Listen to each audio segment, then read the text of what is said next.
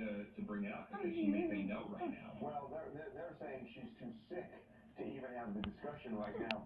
And, you know, the troublesome part of this is that a couple of weeks before her OD, people in her world staged an intervention for exactly this purpose, to get her to rehab because she was, you know, in this downhill slide and she didn't want to have anything to do with it.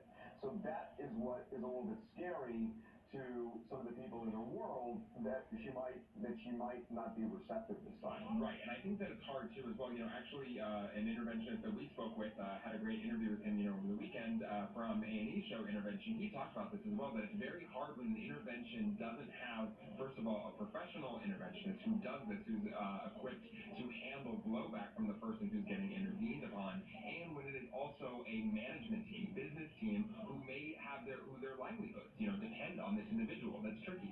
Yeah.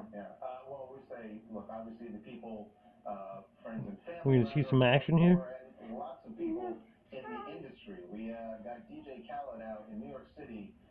He had this to say about Demi and her battle to come back from this overdose.